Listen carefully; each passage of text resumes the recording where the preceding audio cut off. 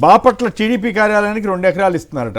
ఎకరానికి ఏడాదికి 1000 రూపాయలు చొప్పున 33 ఏళ్ల పాటు లీజు. ఆ తర్వాత ఇంకో 33 ఏళ్ళు పెంచుతారేమో. ఇది జిల్లా కేంద్రం కోసం న్యాయ పోరాటం. వైఎస్ జగన్ పాలనలో అభివృద్ధి వైపు అడుగులు వేసిన రాయచోటిపై కక్ష కట్టిన సీఎం చంద్రబాబు అంటూ నిన్న గడికోట శ్రీకాంత్ రెడ్డి గారి ఆధ్వర్యంలో పెద్ద ర్యాలీ జరిగింది. మా ఇచ్చిన మాట నిలబెట్టుకోలేదని. ఇందాక శైలజానాథ్ గారి వ్యాఖ్య కూడా చూసాం కదా. బయటకు వచ్చి ఏడ్చి లోపలికి వెళ్ళి సంతకం పెట్టిన మంత్రి రాంప్రసాద్ రెడ్డి అని వ్యంగ్యంగా వ్యాఖ్యానించారు.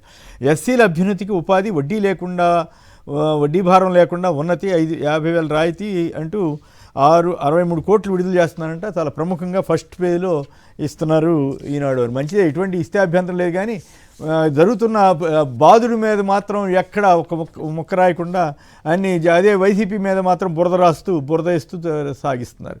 అలాగే శ్రీధర్ గారి మీద మాత్రం సోషల్ మీడియాలో ఆడుకుంటున్నట్టున్నారు. ఎన్టీ రామారావు గారి మీద గతంలో ఆయన వేసిన కార్టూన్లు అవన్నీ వేసి అందుకు ప్రతిఫలంగా ఇస్తున్నారా అని చంద్రబాబుని నిలదీస్తున్న ఎన్టీఆర్ అభిమానులనండి, ఇతర పార్టీల వారు. కానీ ఇంత ఖరీదైన రహదారులను పీపీపీ విధానంలో ఎందుకు నిర్మించడం లేదు?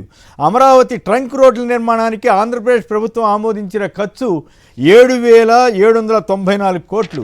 ఈ మధ్య రాష్ట్ర రహదారులకి దాదాపు 22,000 కోట్లు అవుతాయి. దాంట్లో 4,000 కోట్లు గవర్నమెంటు, మిగతాదంతా కూడా ప్రైవేట్ వాళ్ళు టోల్ ట్యాక్స్ ద్వారా వసూలు చేసుకునే విధంగా ప్లాన్ చేశారని ఎల్లో మీడియానే ప్రముఖంగా వచ్చిందిగా. రాష్ట్ర రహదారులన్నిటికీ టోల్ ట్యాక్స్ వేస్తున్నప్పుడు అమరావతి రాజధానిలో ఈ స్థాయిలో ఖర్చు పెడుతున్న రహదారులకు కూడా వేస్తారా, వేయరా?